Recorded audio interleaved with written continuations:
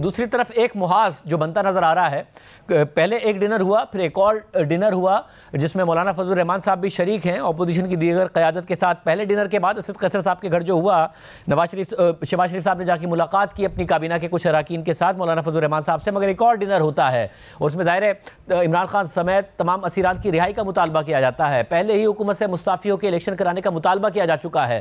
مولانا راضی ہو پا رہے ہیں آپ سے یا نہیں؟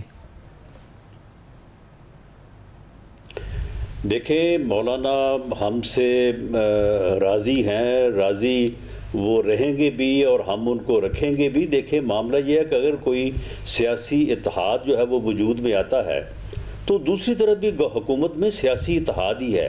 یہ کسی سنگل پارٹی کی گورنمنٹ نہیں ہے، یہ بھی ایک سیاسی اتحاد ہے جس کی گورنمنٹ ہے، اور اگر دو سیاسی اتحاد وجود میں آتے ہیں تو یقیناً ایک مثبت پیش رفت ہوگی، دونوں بیٹھ سکیں گے، دونوں جو ہے وہ بات کر سکیں گے، اور پی ٹی آئی کا بطور ایک سنگل پارٹی کے جو ان کا ٹریک ریکارڈ رہا ہے کہ نہ وہ کسی سے گفتگو کریں گے، نہ وہ کسی کے ساتھ بیٹھیں گے، نہ وہ کسی کی سنیں گے، نہ کسی کو اپنی سنائیں گے، تو اس صورتحال سے تو کم از کم سیاست جو ہے وہ باہر نکلے گی۔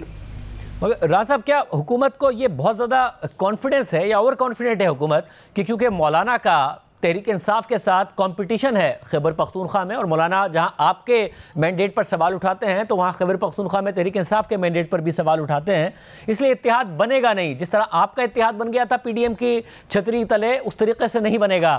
کیا یہ اوور کانفیڈنٹ ہے آپ، جو کہ بیک فائر بھی کر سکتا ہے؟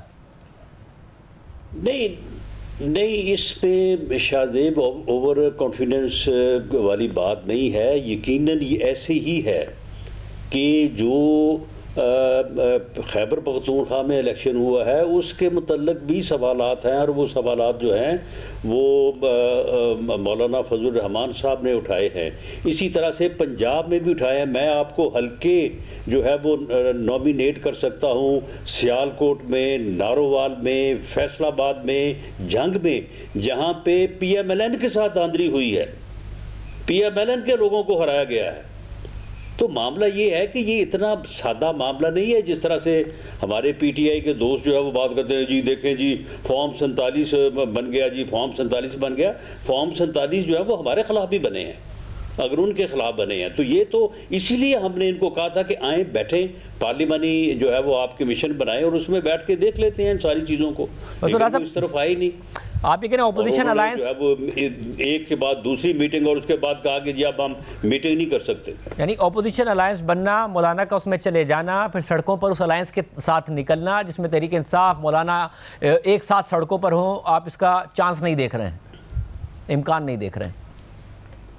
نہیں، سڑکوں پہ اگر ہوں گے بھی تو وہ وائلنٹ نہیں ہوں گے۔ مولانا فضل الرحمان جس اتحاد میں ہوں گے اس اتحاد میں کوئی سر سے کفن نہیں باندھے گا، اس اتحاد میں کوئی یہ پیغام دے کے نہیں آئے گا کہ اسلام آباد کی طرف کہ جی ہمارے جنازے پڑھ دیجئے گا۔ یہ ساری چیزیں جو ہیں، جو پولیٹیکل لوگ ہیں، جو پولیٹیکل لیڈرشپ ہے، وہ سیاسی فیصلے کریں گے، اور سیاست میں احتجاج بالکل حق ہے۔